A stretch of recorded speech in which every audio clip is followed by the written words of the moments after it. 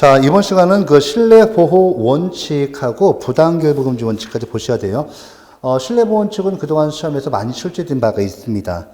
지금도 출제되고 있고, 이런 걸 보시면, 이 오른쪽 날개 그 보시면 시험 문제 많이 출제됐던 거, 대표적인 거를 좀 해놓고 있고요.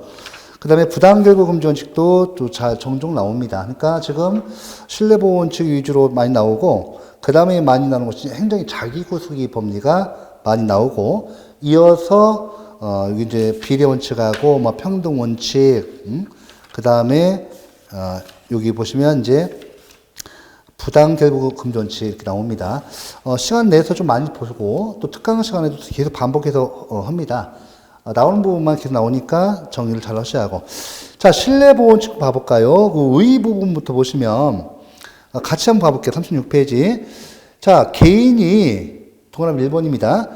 행정기관이 어떤 적극적, 소극적 운동의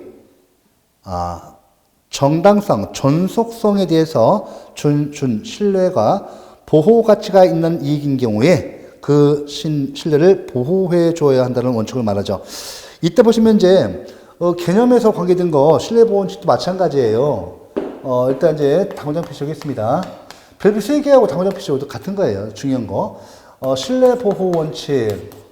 이것도 우리가 좀 기본적인 이름도 내용 정리를 하셔야 돼요. 자, 우리 개념의 개념을 좀 봐볼까요? 이 개념에서, 시험 잘 나오는 거, 행정기관이 적극적, 소극적 운동인데, 이때 보시면 적극적, 소극적 운동 다 들어갑니다. 운동 들어가요. 그 다음에 여러분들 요것뿐만 아니라 명시적 이렇게 나올 수도 있어요. 명시적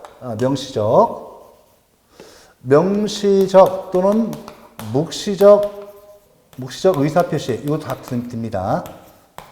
요것도 다 모두 들어가요. 자, 들어가고 특히 이제 여러분들 묵시적 의사표시에서 주의하실 것은 명시라는 것은 우리가 직접적 의사를 표시하는 거지만 묵시적 의사표시 가끔 요거와 관련되어서 시험이 나오는 것은 묵시적 의사표시예요. 우리 침묵 같은 경우. 자, 우리가 여러분들 보시면 이것은 의사표시로 인정할 수 있는 특별한 사정이 있어야 돼요. 특별한 사정 또는 상황이 있어야 합니다. 그러니까 의사표시로 볼 수 있도록 하는 특별한 사정, 상황이 있어야 돼요. 알겠죠? 상황이 있어야 합니다. 자, 요거 좀 해놓으시고. 그 다음에 여러분들 요거는, 그 다음에 여러분들 보시면 여기 연역을 보시면, 요거 이제 독일에서, 독일에서 급부 행정 영역에서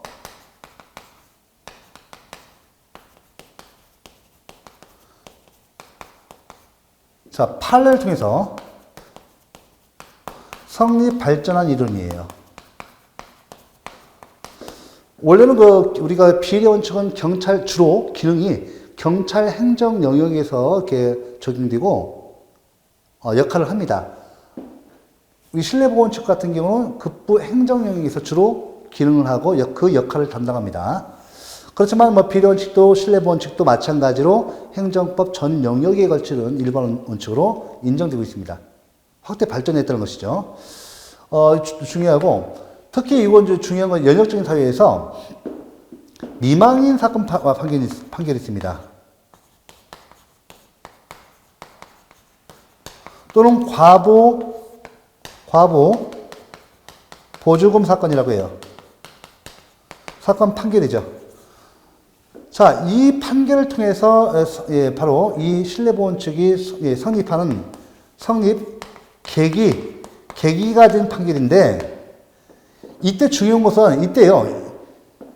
이론적 근거가 시험 또 잘 나옵니다. 이론적 근거가요.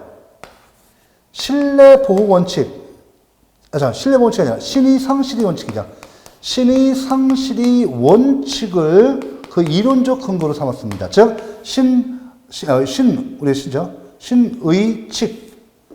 신의칙이라고도 합니다. 줄여서 신의칙이라고 해요.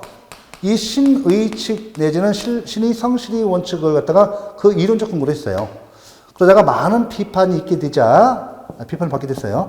왜냐면 이건 신의 성실의 원칙은 사법상 그 이론 원칙 아닙니까? 물론 오늘날 행정법이 일반 원칙으로까지 확대 발전됐지만 원칙적으로 이제 행정법 영역에서 보시면 이에 대한 비판의 소진이 있어요. 행정법은 그 독자성이 인정되고 있기 때문에 많은 그 비판을 받게 됩니다. 그래서 이 미망의 사건 판결을 통해서 이 신뢰보호 원칙이 확립 등의 계기 있지만 그때 이론적 근거가 신의 성실의 원칙이었고 이에 대해서 많은 비판이 있게 돼서요. 그 이론적 근거가요. 이론적 근거 볼게요. 자, 이론적 근거죠? 요걸 갖다가 이렇게 바꿔요. 이론적 근거를 갖다가 이렇게 줄여 쓰죠. 자, 이론상 근거를 갖다가 어떻게 한다고요? 법적 안정성을 두고 있습니다. 자, 법치 국가 원리 2대 요소가 있죠? 뭐가 있어요? 법치 행정의 원리와 법적 안정성 원칙. 이 두 가지가 법치 국가 원리 2대 요소가 됩니다. 2대 요소가 되는데 이 법적 안정성이죠? 요걸 그 이론적 근거로 바꿔요. 지금 현재 이것이 독일이 다우설 판례고 독일 또 우리 이 다우설 판례입니다. 이렇게 돼요. 자, 그 다음에 실정법상으로요. 실정법상 근거가 있느냐? 요것이 이제 조리인데, 불문법 원리가, 자, 독일 행정절차법에도 규정되어 있고, 우리 행정절차법상 그 근거 규정을 두고 있습니다. 근거 있습니다. 있을 유자. 예, 이렇게 되죠. 자, 우리 행정절차법 제4조 제2항이 있어요. 또, 그 다음에, 또, 국세기본법에도 법상 그 근거가 있습니다. 이건 제4조 2항이고요. 4조 2항이고. 제4조 제2항이고, 이거는 18조 제3항에 이렇게 제18조 3항에 그 근거 규정이 있습니다. 실정법화 됐죠. 제가 늘 말씀드리지만 이게 불문법 원리가 이렇게 실정법화, 좀 조리죠. 조리가 실정법으로 이렇게 실정법화 되었다 하더라도 그 조리 법원성을 잃지 않아요. 성질을 잃지 않습니다. 이 기억하셔야 하고, 요것도 잘 나옵니다. 예. 자, 여러분들 요 내용 정리하셔야죠. 요 기본적인 사항이에요. 가장 기본적인 사항에서 요것만 이렇게 이해를 하시고 이렇게 숙지만 하시면 뭐 틀릴 것이 없어요. 틀릴 것이 없습니다. 자, 그래서 우리 그 내용을 좀 받으시고, 미망의 사건 판결 그 내용은 옆에 있거든요. 보고. 그 다음에 신뢰보호의 일반적 요건이죠. 이거 간단히 좀 보도록 할게요. 이거는 이제 어떠냐면, 요건과 그 한계가 시험에서 좀 잘 나옵니다. 잘 나와요. 자, 우리 신뢰보호 원칙의 그 요건. 자, 그 다음에, 요건과 그 한계를 보도록 할게요. 요거는 좀 입체적으로 좀 공부를 할 필요가 있습니다. 자, 먼저 우리가 이제 먼저 여기 보시면, 여기 행정청이 있죠? 행정청이 있어요. 그 상대방, 예를 들면 갑이 있다고 합시다. 사인 갑을 대표합니다. 자, 먼저 행정청이 사인 갑에 대해서 맨 처음에 뭐가 있어야 돼요? 자, 여러분들, 앞선 행정 조치가 있어야 된다는 거예요. 이것을 판례는 공적인 견해 표명이라고 해요. 이거 뭐죠? 공적인 견해 표명이라고 합니다. 계속 반복돼요. 그러니까 지금 여러분들 처음에만 이렇게 좀 낯설게 느껴지시지만 이것이 계속 반복돼요. 기초 이론에서, 기본 이론에서, 특강 시간에, 또 요약 정리 마지막에, 그죠? 이런 거 할 때 계속 반복됩니다. 판례는 공적 견해 표명이라고 해요. 앞선 산행조치로서, 행정청이 산행조치로서 공적인 견해 표명이 있고요. 이에 따라서 상대방이요, 두 번째, 보호 가치가 있는 신뢰, 이 신뢰가 있어야 돼요. 보호가치가 있는 신뢰를, 보호가치 있는 이 믿음이 있어야 된다는 거죠. 이때요, 이런 경우요. 보호가치가 있다는 것은 뭐냐면, 보호가치가 있다는 것은 이런 거예요. 다른 게 아니라, 여러분들, 사기나 강박이죠? 사기나 강박 등의 부정행위. 이 부정행위는요, 우리 행정법에서는 이 어감이 강하지만 거의 취소, 무효사유가 아니라 취소사유예요, 취소사유. 위법사유에서 위법의 정도는 취소가 됩니다. 무효가 아니고 보통 우리 행정법에서 사기, 강박 등의 부정행위가 있으면 안 돼요. 보호가치가 없는 신뢰입니다. 또요, 야 이거 여기에 건축허가를 받을 수 없는 지역인데 건축허가를 내줄 수 없는 지역인데 미친 척하고 이렇게 건축허가를 신청할 수도 있어요. 이거 알고 오는 거죠. 건축허가를 갖다가 내줄 수 없는 지역인데 이렇게 일부러 고의로 한다든지 또 과실이 있다든지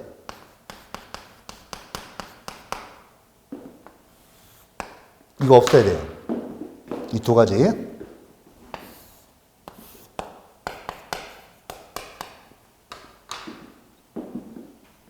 자, 이어서 보죠. 세 번째는 이 보호 가치 있는 신뢰를 갖다가 원인으로 해서 결과적으로 일 처리가 행해져야 돼요. 일 처리가 행해지고 이 일을 또 사무로 나올 수 있습니다. 사무 일 같은 말이죠. 일 처리가 행해지고 이 일 처리가 보호될 필요성이 있어야 돼요. 중요합니다. 이 신뢰보호 측이 단지 정신적인 믿음을 보호하는 것이 아니에요. 이걸 원인으로 해서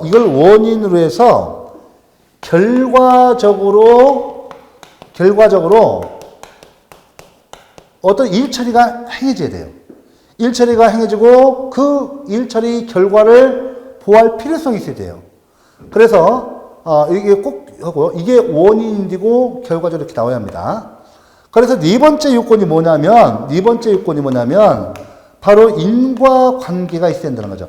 즉 행정청이 선행 조치를 갖다가 보호가치 있는 신뢰를 통해서 일을 만들어내야 돼요. 이걸 인과관계라 하고요.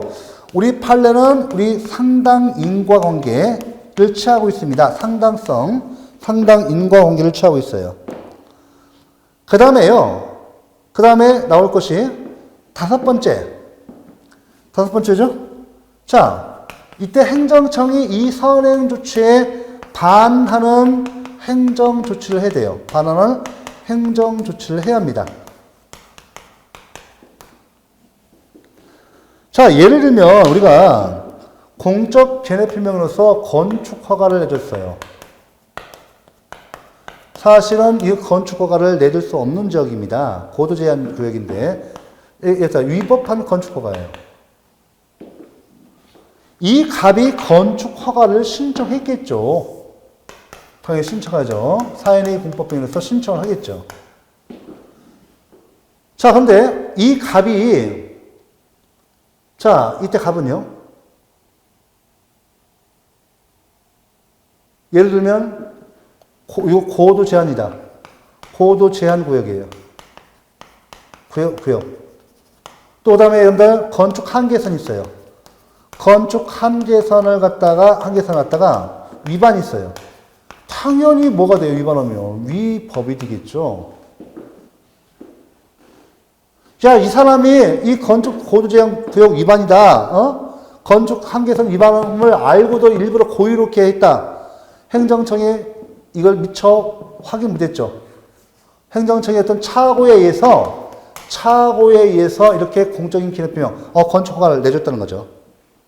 건축 허가를 내줬습니다. 건축 허가 처분을 해줬다는 거죠. 착오로. 이런 경우에 어떠세요? 자, 이때 고의과실, 사기 강박을 썼다든지 고의과실이 있을 때, 예를 들면 요 사례 잘 나오는데 이런 거 어때요? 이 갑 관계인, 이 갑은 누구예요? 이 갑은 건축주죠. 건축주. 관계인 누구야? 건축사입니다. 이런 거 중요합니다. 이 상대방 건축주뿐만 아니라 건축주의 사기, 강박 등의 부정행위, 그 다음에 고의과실이 이런 기칙 사유에 있는 행위뿐만 아니라 이 관계인 건축사가 이 건축 한계선, 이 건축사, 건축에 관한 전문가입니다. 이 건축 한계선은 보통 그 조례에서 규율돼요. 이 해당 우리가 해당 시군청, 시군구에서 미처 조례를 확인 못하고 이렇게 했단 말이에요. 건축 한계선을 위반해가지고 신청했는데 공무원이 어때요? 이 관계 공무원이 당연히 건축사가 신청했으니까 당연히 조례를 확인했겠죠. 그래서 미처 이것도 확인 못하고 도장 찍어버렸습니다. 건축가 처분 내줬죠. 자, 하고 나서 건축물을 만들어냈어요. 이렇게 10층 만들었어요. 10층. 이거 고도제한구역 위반이다. 또 건축 한계선 위반이다. 이거 어떻게 할 거예요, 이거? 이거 법치행정이 원래 반하잖아요. 그래서 위법한 건축허가가 되는 겁니다. 자, 이에 대해서 이 사람은요, 지금요, 이 사기 강박이라든지 사기 강박, 만약에 사기 강박이나 고의과실이 있으면 이 실내보호를 주장 못해요. 실내보호 요건 하나라도 결하면 이거 실내보호원칙 주장할 수 없습니다. 그런데 이것이 없어요. 사기 강박이라든지 부정행위라든지 기책 사유가 없다 한다면 위법한 건축허가 돼서 믿고서 이 10층짜리 15억 들여서 했어요, 이거. 신축 완공이 있습니다. 어떻게 할까요, 이거? 이거 어떻게 했으면 좋을까요? 행정실 뭐랍니까? 일 처리했어요. 보세요. 이걸 믿고서 이렇게 지금 10층짜리 일 처리를 했잖아요. 건축물을 만들어냈단 말이에요. 이걸 보호할 필요성이 있죠? 인과관계 있어 없어? 있어요. 그런데 행정청이 뭐랍니까? 아이고, 죄송합니다. 건축허가 철회해야 합니다. 이거 죄송해요. 아이고, 우리가 지금 못 봤어요. 죄송해요. 응? 못 봤습니다. 뭐라 그러냐면 우리가 이거 해도 됩니까? 물어보니까 아이고, 아무나 걱정하지 마세요. 건축법상 가능합니다. 빵 찍어줬어요. 이렇게 됐을 때, 자, 이때 행정처 뭐랍니까? 이렇게 되면 어떻게 돼요? 이 둘 관계는 첨예하게 이해가 대립되고 있죠? 이거 어떻게 할까요, 이거? 이 상대방 갑원 실내보호 원칙을 주장하면서 이 건축물을 갖다가 어떻게 돼요? 예? 이 사람은 지금 현재 뭐예요? 실내보호 원칙 요건을 모두 갖췄습니다. 뭐예요? 그렇죠? 실내보호 원칙, 신보칙을 갖다가 주장하면서, 그죠? 자기 법적 안정성을 보장해달라는 거죠. 법적 안정성을 보호받고 싶다는 거죠. 신보층에 의해서 달성하고자 하는 것은 법적 안정성이죠. 즉, 이 건축물을 갖다가 그대로 사용하는 거예요. 즉, 뭐예요? 이 건축물을 갖다가 비록 위법이지만 행정청이 잘못했잖아요. 내 잘못은 아니란 말이에요. 그래서 이 건축물을 갖다가 존속보호를 요구해요. 그죠? 그리고 뭐야? 자기 이익을 위해서, 그죠? 사익이죠. 쉽게 말하면 이 법적 안정성, 법칙과 원리 2대 요소입니다. 실내보호원칙은 바로 이 실내보호원칙 이론 조건과 법적 안정성이란 말이에요. 이 법적 안정성 그리고 법칙과 2대 요소의 하나로서 자기 사익 보호를 위한 방패 마개가 되죠. 그래서 건축물을 갖다가 보호받고자 존속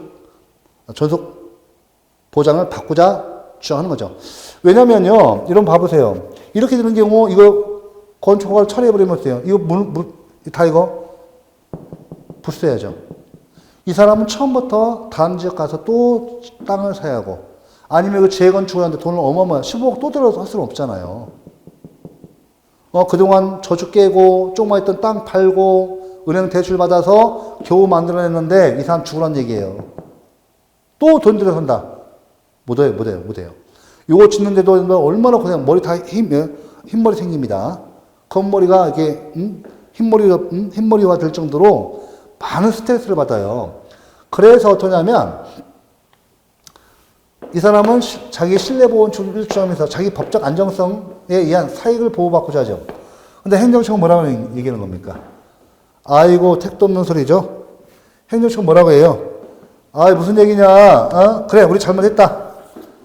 이것은 그저, 법치 행정의 원리, 건축법 위반이에요. 법치 행정의 원리죠. 행정의 원리. 법치 국가 원리의 또 다른 한 가지 2대 요소 중에 또 하나입니다. 이걸 다른 말로 뭐라고 해요? 우리 뭐로 배웠죠? 행정의 법률 적합성의 원칙이라고 해요. 행정의 법률 적합성 원칙. 요걸 주장하죠. 이 사람들은 건축법 위반이니까 어쩔 수 없어. 고도제한구역 위반이면 안 됩니다. 이거 어떻게 돼요? 이거 예, 그죠? 이건 뭐예요? 우리 건축법은 공익을 위한 법이죠. 공익을 위해서 법치행정의 원리에 위반해서 이걸 직권으로 철회하겠다는 거예요. 공익을 위해. 그러니까 법치행정의 원리에서 위반되고 이 법이니까 이건 공익을 침해니까 공익을 위해서 이거 갖다가 어떻게 해요? 그렇죠? 철거하겠다. 철거하고요. 철거하고 우리가 잘못했으니까 뭘 어떤다고요? 돈으로 주겠다. 보상보호. 이걸 주장합니다. 자, 행정청과 이 갑이 팽팽, 이 사람은 신뢰보원칙을 주장하잖아요. 이 사람은 법치행정의 원리를 주장하면서 팽팽해. 즉, 공익과 이 사익이 충돌하죠. 자, 여러분들 신뢰보원칙이 한계로서요. 신뢰보원칙. 이 갑은요, 저 신뢰보원칙의 요건이 모두 다 충족됐습니다. 그렇다면 신뢰보원칙이 언제나 다 인정되는가? 허용되는가? 신뢰보원칙이 요건이 충족되어 있다 하더라도 이 신뢰보원칙을 언제나 관찰할 수 있는 것은 아니에요. 그래서 그 한계 문제가 여기 발생하는 겁니다. 한계 문제. 자, 우리 상대방 값 안 됐죠? 죄송합니다. 안 됐어요. 이거 자기 사익. 자, 또 행정청 얘기 들어보니까 공익 문제 드네요. 자, 이 공익과 사익을 어떻게 한다고요? 자, 여러분들 지금 현재요. 법치국가 원리 2대 요소인 법치행정의 원리하고요. 또 하나의 요소인 법적 안정성. 이 관계인데 이것은요. 서로 대등한 동등한 위치에 있는 대원칙으로 봅니다. 동의설을 전제로 한다. 어떤 학설은 법치행정의 원리 우의설이 있고요. 또 법적 안정성 우의설이 있어요. 그런데 이때 다우설은 뭐냐면 법치국가 원리 2대 요소인 법치행정의 원리 또는 행정의 법률적합성의 원칙과 이 법적 안정성 원칙은 서로 동등한 위치에 있는 대원칙으로서 원칙이다. 따라서 이 동의설을 전제로 해서 이 다우설은 바로 우리가 앞에서 비례 원칙에서 배우셨죠. 적필상, 상당성의 원칙을 다른 말로 뭐라 한다 했죠? 이익청량의 원칙이죠. 이익청량을 해야 한다고 봐요. 이익청량설. 이 비례 원칙이죠. 네? 협의 비례 원칙. 이익청량에 의해서 만약에 사익이 더 크면 어떻게 돼요? 그렇죠. 이 건축물은. 이 사익이 공익보다 더 크면 이 건축물을 갖다가 존속시켜 주겠죠. 그대로. 공익을 희생해서 이 사익을 보호해주는 거죠. 이게 또 더 크면. 만약에요, 이 사익보다 공익이 더 커버리면 어떻게 돼요? 이때는 철거를 하고 돈으로 줘야겠죠? 돈으로. 맞죠? 이 공익이 크거나 같다 온다면 어떻게 돼요? 이때 철거하고 돈으로 줘야 돼요. 자, 그런데 여러분들 꼭 기억하실 것이 신뢰보호의 원칙이 이렇게 이 5가지가 모두 인정된다 하더라도 이 갑은 언제나 신뢰보호 원칙을 관찰할 수 있는 거 아니에요. 그래서 그 한계가 이렇게 된다는 거예요. 비례 원칙에 의해서 신뢰보호 원칙이 제한될 수 있다는 거예요. 알았죠? 이게 뭐예요? 이게 협의 비례 원칙 아니에요. 그러니까 비례 원칙은 그래서 신뢰보호 원칙이 한계의 기능을 담당한다. 그 한 가지 더 시험 나와서 잘 나오는 건 뭐냐면 이 갑이요, 신뢰보호 원칙이 주장이 허용된다 하더라도 제3자의 정당한 이익을 침해하면 안 돼요. 이 뒤에 또 한계도 나오니까 일단 요것만 정리를 하시면 돼요. 아시겠죠? 요까지만. 이게 조금 난이도 있게 나옵니다. 그래서 일단 요건 다 봤거든요. 요건 한계를 봤으니까 책을 정리해보죠. 책을. 자, 여기 보시면 36페이지 봐보세요. 근거, 이론적 근거에서 다시 신의칙설 나오고, 법적 안정성설 나오고, 그죠? 5판례죠? 미망인 사건 판결에서 이제 맨 처음에, 바로 독일에서 급부 행정령에서 미망인 사건 판결을 통해서 신뢰보호 원칙이 확립됐지만, 그때 이론적 근거를 뭐라고 들었죠? 그렇죠. 신의 성실의 원칙, 신의칙을 두고 있다. 계속 반복하죠. 계속 반복해야 돼요. 완전히 다 할 때까지. 자, 그래서 좀 현재 그 많은 비판이 있게 되자 그 이유로 법적 안정성서를 독일과 우리나라에서 더서 판례로 인정하고 있습니다. 자, 실내보호 일반적 요건에서 동그라미 1번 행정청이 선행조치 보세요. 공적인 기내 표명 판례. 이때 기억번에 행정청의 의무는 교재를 통해서 정리하게 있습니다. 요걸 아시는데, 자, 우리 첫 번째 점 봐보세요. 대부분은 행정청의 공적 기내 표명이 있었는지 여부를 판단하는 데 있어 반드시 행정 조직상의 형식적인 권한 분장에 구애될 것은 아니고, 담당자의 조직상의 지위와 임무, 당의 언동을 하게 된 구체적인 경위 및 그에 대한 상대방의 신뢰 가능성에 비춰, 자, 형식이 아니라 뭐라고요? 실질, 그 내용에 의해서 판단해야 한다고 하여 행정청의 의미를 행정조직법상의 의미가 아니라 기능적으로 파악하고 있다. 중요하죠. 자, 이렇게 하고, 그래서 그 다음 그 점 봐보세요. 이것도 잘 나와요. 시험 지문으로 잘 나와서 제가 정리해 놓은 겁니다. 대법원은 처분청 자신이 공적인 견해 표명이 있어야 하겠지만 행정청의 의미를 실질적이고 기능적인 면에서 파악하여 일정한 경우에는 보조기관인 담당 공무원의 공적인 견해 표명도 신뢰보호의 대상이 될 수 있다고 본다. 학설도 같은 뜻이고요. 자, 그렇다면 맨 처음에 이 선행조치 봐볼까요? 공적인 견해 표명. 여기에 해당하면 신뢰보호원칙으로 가는 거고, 해당되지 않으면 아예 나머지 요건 따질 필요도 없죠. 자, 선행조치 의미 봐보세요. 자, 이거 잘 나오는데, 행정청의 약속, 확약, 계약, 합의, 행정지도 들어가죠. 행정지도 들어갑니다. 행정계획, 행정행위, 여기 행정규칙 들어갑니다. 행정규칙도. 또 법령, 기타, 명시적, 묵시적, 적극적, 소극적, 언동 등 일정한 조치를 취하여 국민이 이를 믿게 한 선행조치가 있어야 합니다. 판례는 뭐라고요? 공적인 견해 표명이라고 하죠. 자, 이때 행정행위의 경우에는 적법행위인가 위법행위를 불문한다. 근데 앞에서 불법의 평등주장은 허용 안 됐죠. 불법의 평등주장은 허용 안 됐지만 이때 여러분들 신뢰보호원칙에 있어서는 위법에 대해서도 적법에 대해서도 신뢰보호원칙을 주장할 수 있습니다. 보셨죠? 이게? 신뢰보호원칙은 위법에 대해서도, 행정청이 위법한 행정행위에 대해서도, 적법한 행정행위에 대해서도 이렇게 신뢰보호원칙을 주장할 수 있다. 불문합니다. 다만 중요합니다. 이때 무효 한계로서, 제가 이익 형량만 들었는데요. 협의비례원칙 이익 형량만 들었는데, 신뢰보호원칙 한계는 여기 협의비례원칙 이익 형량 원칙뿐만 아니라 여러분들 중요합니다. 무효인 행정행위에 대해서는 신뢰보호원칙을 주장할 수 없어요. 왜? 그 하자가 너무나 중대하고 명백해서 무효인 행정행위에 대해서는 이때 신뢰보호원칙을 주장할 수 없습니다. 꼭 아셔야 돼요. 잘 나와요. 그 다음에 세 번째 점, 네 번째 점이죠. 대법원은 행정기관의 선행조치를 명시적 또는 묵시적 공적 견해의 표명으로 국한시켜 추상적 질의에 대한 일반적 견해 표명은 이러한 공적 견해의 표명으로 볼 수 없다고 합니다. 그러니까 추상적인 관련 법령에 대한 질문, 추상적인 질의에 대해서 그죠? 행한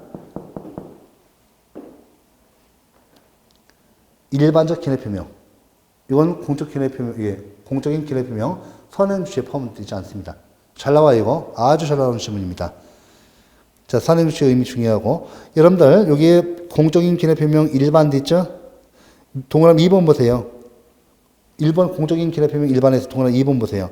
상당 기관의 비과세 상태가 묵시적 의사 표시가 되기 위해서는 비과세 의사 표시를 한 것으로 볼 수 있는 사정이 있어야 하고, 묵시적 의사 표시가 특히 일반론적인 견해 표명에 불과할 때는 공적인 견해 표명으로 인정되지 않습니다. 특별한 사정이 있어야 돼요.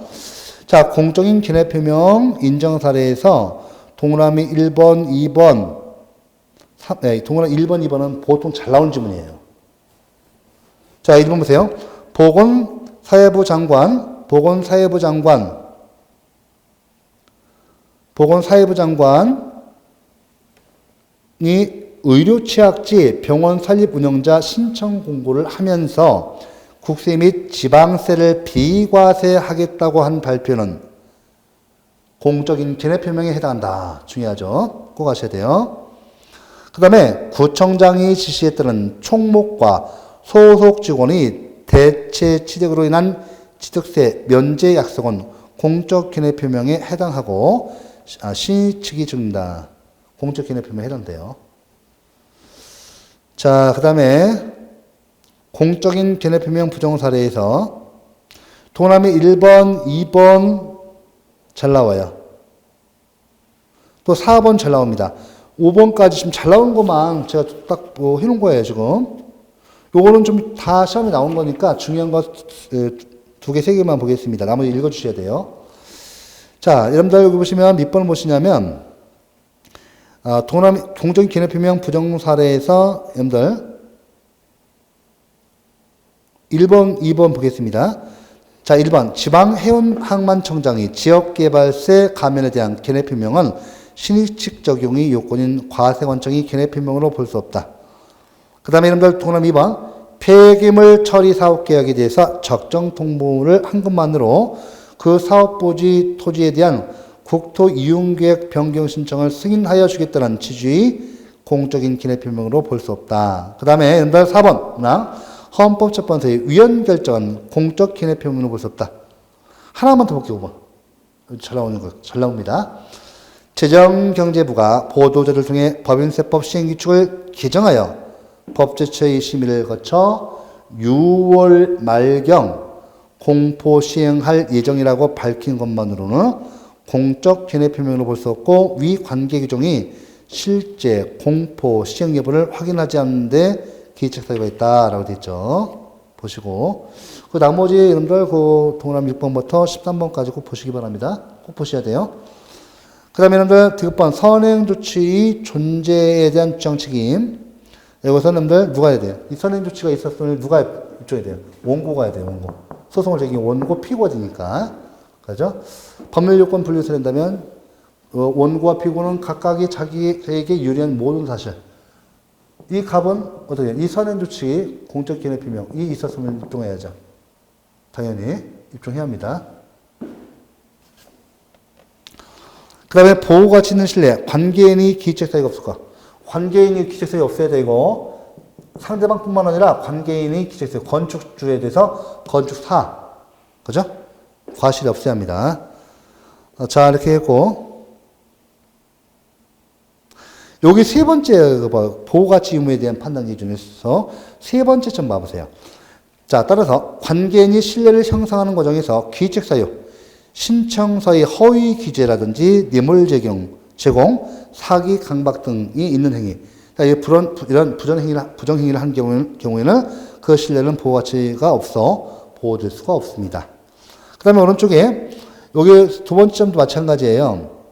또한 처분의 하자가 당사자의 사실 은폐나 기타 허위 방법에 의한 신청 행위에 기인한 것이라면 당사자는 처분에 의한 이익이 이부하게 취득되었음을 인지하고 그 취득 가능성도 예상하고 있었다 할 것이므로 그 자신이 그 위처분에 관한 신뢰이익을 원용할 수 없다. 신뢰보호 원칙을 지정할 수 없다는 뜻이에요. 원용은 끌어다 쓴다는 겁니다. 또한 수익자가 행정행위 등의 위법성을 알았거나 고의죠. 중대한 과실로 알지 못한 경우에도 그 신뢰는 보호될 수 없다고 볼 것이다. 판례죠. 관계인의 범위죠. 이 관계인 여기죠. 건축사업 위민 수임인 들어가죠. 관계인 들어갑니다.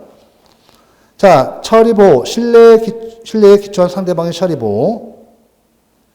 자, 여러분들 그 니은번 보세요. 상대방이 신뢰에 기초한 자본 투자, 건축이 개시, 재산의 처분 등 선행조치를 믿고 이에 기초한 특정한 처리 행위를 하였어야 한다. 처리보호. 신뢰보호는 이처럼 선행조치에 대한 신뢰에 의한 국민의 조치를 보호하는 것이지 단지 믿었다는 데 대한 정신적 신뢰를 보호하는 것은 아니다. 이 정도 시야만이 7급부터 다 커버 가능합니다. 자, 그 다음에 잠깐 요거 한 가지만 할게요. 이 일처리잖아요. 일처리 중요합니다. 이거 일처리. 이게 적극적인 일처리뿐만 아니라 소극적인 일처리도 가능해요. 포함합니다. 이게 무슨 말인가 하면 적극적 일처리는 이렇게 뭐 건축물을 만들어내는 것이고 소극적 일처리 같은 경우는 뭐냐면요. 요거는 여러분들 과세관청에서요. 어느 해부터 그 세법 조항을 근거로 해서 과세를 해야 하는데 안 해요. 안 한단 말이에요. 이것이 1년, 2년, 3년 처음에는 세금 납부해야 하니까 납부 준비라서 세금을 납부할 준비를 하고 있죠. 세금을 납부해서 딱 떼어놨습니다. 납부 금액을 마련해서 떼어놨어요. 이놈이 2년, 3년, 4년 가도 맞으면 10년까지 부과가 났습니다. 그럼 어떻게 해요? 10년 동안 부과할 때까지 계속 쌓아두고 있습니까? 사보시는 분들이? 여러분들 쌓아두고 있어요?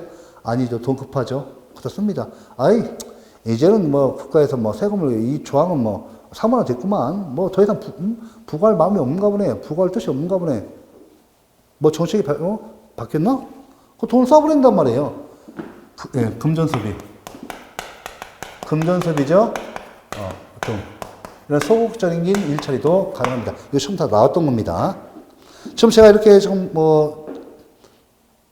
이렇게 지금 팁을 드리는 거잖아요. 전부 다 시험이에요. 시험에서 나옵니다. 그 다음에 이제 그거 됐고요. 인과관계 보셔야 돼요. 그 다음에 선행 취해 발언을 수행행위 존재. 자, 권익 침해가 일어납니다. 기대이익이나 예상이익 침해되면 안 돼요. 꼭 알아두시고. 좀 기대이익이나 예상이익을 위해서 신뢰보호를 주장할 수 없고 현실적으로 권익이 침해돼야 한다는 것이죠. 그 다음에 신뢰보호의 적용 영역 보시면 이거 잘 나와요. 가끔 잘 나오는 쉬운 문제로. 이때 여러분들 그 동남아 1, 2, 3 특히 여러분들 그죠? 예. 자, 이때 동남아 4번 행정법상 실권의 법리. 우리 학설은 실권의 법리는 이 이론적 근거가 신뢰보호원칙으로 두고 있지만 판례가 중요합니다. 판례는 이 실권의 법리, 실의 법리를 갖다가 뭐로 보고 있어요? 이론적 근거를 신의 성실의 원칙으로 보고 있습니다. 꼭 알아두시고. 그 다음에 여러분 40페이지 보세요. 이 실의 법리에 대해서 독일 연방행정절차법은 여기 그 규정이 있는데 우리 행정절차법에는 규정되어 있잖아요. 초안에서만 실권의 법리가 규정되어 있다가 이놈이 그 행정절차법이 지금 당시에 초안에는 있었는데 본법이 지정될 때는 빠졌습니다. 삭제됐어요. 디귿번 표기 3개 하죠. 다시 한번. 판례는 실권의 법리 이론적 근거를 뭐로 본다고요? 신뢰보호 원칙이 아니라 신의 성실의 원칙을 보고 있습니다. 이 박스를 갖고 몇 번 나왔어요. 자, 그래서 우리가 판례에서 특히 이것도 꼭 암기를 하셔야 돼요. 여러분들 그 택시 운전면허 취소 사건에서 실권의 법리가 적용된 경우 3년 후에 행한 개인의 운전면허 취소 처분은 위법이다. 음주운전을 했어요. 음주운전을 했는데 3년이 지나서도 여러분들 운전면허 취소를 않는 거예요. 그럼 실권의 법리가 적용되는 겁니다. 그 다음에 실권의 법리가 적용되지 않는 경우인데 1년 10개월 후에 행한 택시 운송사업자에 대한 운송면허 사업 취소에서 실권의 법리가 적용 안 돼서 취소권이 소멸되지 않았다고 봤습니다. 요거는 암기를 해 주셔야 돼요. 자, 이렇게 하고, 그 다음 나머지 주법에서 오른쪽에 여러분들 그 적용 영역 쭉 나오거든요. 봐두시고, 41페이지에 양가 5번 신뢰보호원칙 한계, 제가 중요한 사항은 직접 설명드렸죠, 이거요. 이것만 설명드렸어요. 두 번째는 신뢰보호원칙과 법률적합성 원칙 관계인데 문제점 보시고, 학설죠? 여기 이익규량설, 배분 3개. 이익형량설도 많이 나옵니다. 이익규량설도 나오고, 이익형량설도 잘 나옵니다. 그 다음에 존속보호 및 보상보호에서, 여러분들, 우리나라 헌법이 있잖아요. 우리 헌법. 제23조 제1항이 뭐가 규정되어 있어요? 사유재산권 보장제도죠. 우리 헌법이 대원칙입니다. 우리나라는 그 헌법 제23조 제1항이 사유재산권 보장제도를 대원칙으로 규정하고 있어. 존속보호가 원칙이에요. 이게 원칙입니다. 원칙. 이게 원칙이고. 이 보상보호, 뜯어내고 돈을 주는 것은 예외적인 겁니다. 이것도 시험에 다 나와요. 이 정도 하셔야만이 고득점 이론적으로 밀리지 않습니다. 자, 그 다음에 이거 됐고 동그라미 3번 뭐 나와요? 이 값은 끝까지 신뢰보를 주장할 수 있어요? 아니죠. 사정변경은 법령의 근거라든지 그죠? 사실관계에 중대한 변경이 있는 경우예요. 그래서 사정변경이 있는 경우 신뢰보호 원칙을 주장할 수 없습니다. 예. 그 다음에 여러분들 넘겨보세요. 4번 무효인 처분과 신뢰보호. 무효인 처분을 갖다가 해야 돼서 무효인 행정에 대해서 신뢰보호를 주장할 수 있나요? 안 됩니다. 왜냐하면 무효인 행정에는 그 하자가 너무나 중대하고 명백해서 안 되는 거예요. 요거까지는 이제 신뢰보호를 주장할 수 없고. 자, 제3자. 이 값이 신뢰보호를 주장하는데요. 제3자의 정당한, 이 값 이외에 다른 사람, 전혀 관련 없는 제3자의 정당한 이익을 침해하면 안 됩니다. 이거 잘 나와요. 그 다음에 가해행정행위. 여러분들 가해행정행위, 혹시 우리가 다단계 행정작용에서 배우셨죠? 좀 기초이론에서 이제 배우십니다. 배웠고, 앞으로 배울 겁니다. 이 가해행정행위는 잠정적 행정이에요. 그러니까 종국적인 행정행위가 있기 전까지 임시적으로 행해지는 행정이에요. 그래서 가행정행위는 말 그대로 잠정적이고 임시적인 행정행위에서 이 종국적인 행위를 통해서 이 가행정행위와 다른 가행정행위 내용과 다른 종국적인 행정행위가 해줘도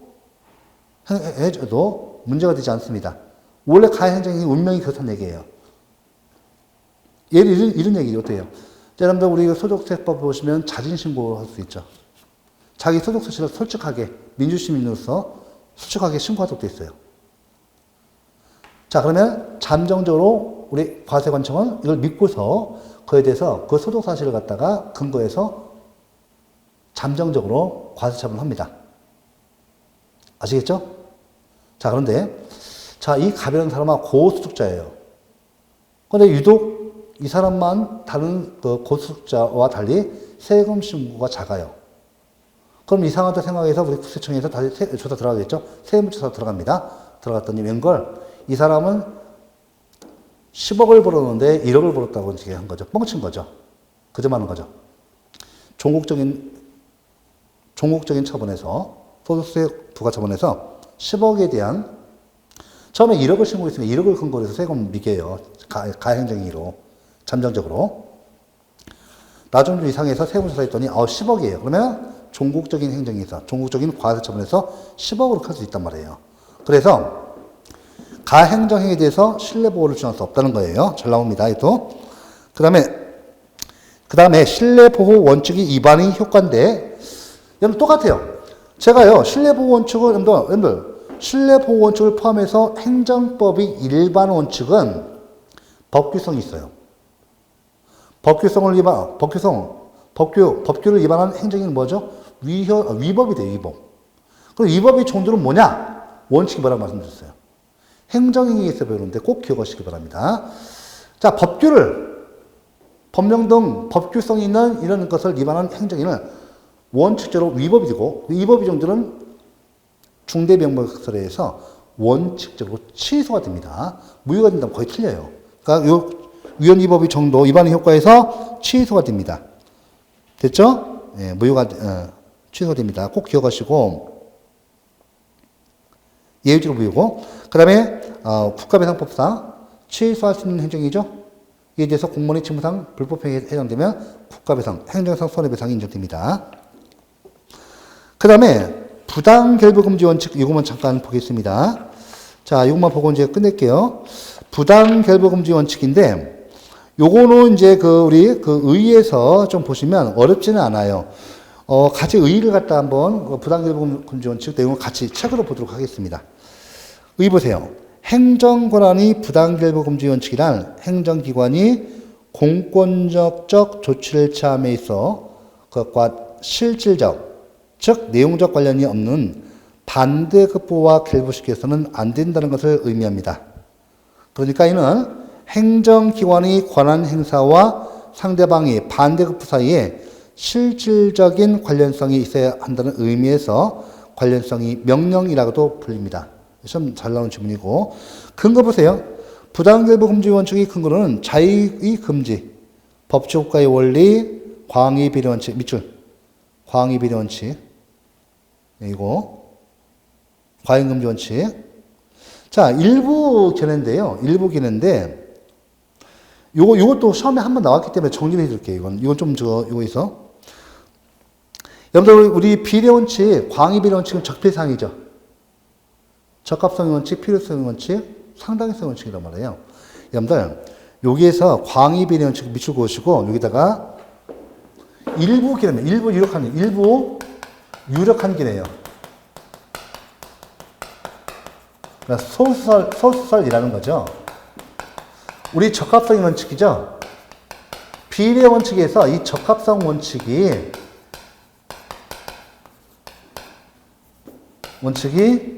부당결부 금지 원칙. 부당결부 금지 원칙. 이 적합성 원칙이 부당결부 금지 원칙이라고 주장하는 견해도 있다. 그죠? 비례, 그러니까 쉽게 말하면 이 부당결부 금지 원칙은 비례 원칙에서 적합성의 원칙이 부당결부 금지 원칙이다. 원칙이 된다라고 보는 일부 견해가 있다는 거예요. 일부 유력한 견해가 있다? 맞는 질문이었어요. 맞는 질문으로 출제됐습니다. 이것도 알아두셔야 돼요. 문제 보시면 상세히 나와 있습니다. 자, 됐고. 요거 조심하시고, 가장 적용 영역에서 특히 여러분들, 동남이 1번과 2번 예를 꼭 알아두세요. 이거 나오면, 특히 동남이 2번은 요 예가 잘 나와요. 잘 나옵니다. 그 다음에, 양가로 4번에 이 원칙과 관련해 문제되는 규정이 있는데, 요 시험 2번 나왔기 때문에 정리합니다. 여기 동그라미 1, 2, 3번 그 예를 꼭 알아두세요. 나오면 박스 나오면 부당결부 금지 원칙 골라오셔야 돼요. 사례문도 나옵니다. 그 다음에 양가로 4번의 그 중요한 건 뭐냐면 설명을 드릴게요. 여러분들 그 부당결부 금지 원칙은 우리 행정기관이 행정조치를 할 때 그 행정조치는요 반대급부에 있어서 반대급부를 요구할 때 그 반대급부와 내용적 관련성이 있어야 돼요. 실질적 관련성이 있어야 돼요. 전혀 다른 그 내용적 관련성이 없는 경우, 실질적 관련성이 없는 경우는 위법이 되죠. 자, 요거 관련해서 양가로 4번을 보겠습니다. 보시면, 우리 국세징수법상의 관어사업의 제한이 있습니다. 그 다음에 건축법상의 관어사업의 제한이 있는데, 이때 건축법상의 관어사업의 제한은 건축법 위반에 대한 건축법상 법의 위반을 내용으로 해서, 내용이 있을 때, 이때 관련 인허가 사업이 제한을 말합니다. 쉽게 말하면, 건축법상 법 위반이 있으면 이 건축물을 이용하는 인허가 사업을 갖다가 제한, 정지, 취소, 철회를 요청할 수 있는 권리예요. 그러니까 내용적 관련성이 있죠. 그러니까 건축 행정 영역에서 건축법상이 법 위반 사항이 있으면 이것을 내용으로 해서 이 건축물을 이용하는 인허가 사업을 갖다가 제한, 취소, 정지를 요청할 수 있는 거죠. 그러니까 내용적 관련성이 있단 말이에요. 그런데 국세징수법상의 관어사업의 제한은 문제가 있습니다. 어떤 문제가 있냐면 내용적 관련성이 전혀 없어요. 세금을 납부하지 않았다고 해서 이 국세행정 영역 이외에 전혀 다른 행정 영역에서 인허가 사업을 갖다 제한을 갖다가 정지, 취소, 철회를 요청할 수 있는 문제예요. 그래서 지금 현재 국세징수법상 관어사업의 제한은 무관련 사업이 제한이어서 부당결부 금지 원칙 위반 여부가 다퉈지고 있습니다. 그러니까 여러분들 건축법상의 관련 사업의 제한과 국세징수법상의 무관련 사업의 제한 중에서 부당결부 금지 원칙의 위반 여부가 다퉈지고 있는 것은 국세징수법상의 관어사업의 제한이 바로 부당결부 금지 원칙 위반 여부가 다투어지고 있는 조항입니다. 이때 건축법상의 관어사업의 제한이 부당결부 금지 원칙 위반 여부가 다투어지는 조항이다 해서 틀린 질문 나왔습니다. 이게 답이었어요. 이어서 여러분들 잠깐 마지막 판례만 보고 갈게요. 양가로 5번 위반 효과 44페이지 봐보세요. 운전면허 취소 사건과 부당결부 금지 원칙의 관계죠. 이게 모처럼 만에 한참 60년 전에 엄청 나오다가 안 나오다가 다시 올해 또 구급이 나왔어요. 그래서 구급에서 여러분들 그 1번 운전면허 취소 사건과 부당결부 금지 원칙의 관계에서 여러분들 여기 1번 보도록 하겠습니다. 부당결부 금지 원칙에 반한다는 판례, 원고가 운전한 오토바이는 이륜 자동차로서 제2종 소형 면허를 가진 사람만이 운전할 수 있는 것이고, 이륜 자동차의 운전은, 이륜 자동차 뭐예요? 오토바이죠. 오토바이. 제1종 대형 면허와는 아무런 관련이 없는 것이므로 오토바이를 음주운전하였음을 이유로 이륜 자동차 이외의 다른 차종을 운전할 수 있는 제1종 대형 면허를 취소한 피고의 이 사건 처분은 부당결부로서 위법하다. 판례대로 해놓으셔야 돼요. 판례대로. 그 다음에 2번 행정행위 부관과 부당결부 금지 원칙과의 관계. 요거 동그라미 1번, 2번은 사례 문제로 아주 잘 나오는 박스 문제로 해서 나오니까 암기를 해야 돼요. 그러면 우리가 여러분들 2번만 볼게요. 주택사업계획 승인과 토지 기부 체납 의무는 아무런 관련이 없는 것인 바 토지를 기부 체납하도록 하는 부관을 주택사업계획 승인에 붙인 사실은 부당결부금지 원칙에 위반되어 위법하다 하겠으나 그 부관의 하자가 중대하고 명백하여 당연무효라고는 볼 수 없다. 됐죠? 당연무효가 아닌 뭐예요? 취소죠. 예. 자, 해서 여기 오늘은 요거까지만 하겠습니다. 나머지 그 행정법이 효력하고 나머지 뒤에서 관련 중요한 사항은 다음 시간에 하도록 하겠습니다. 이번 시간 수고 많으셨습니다.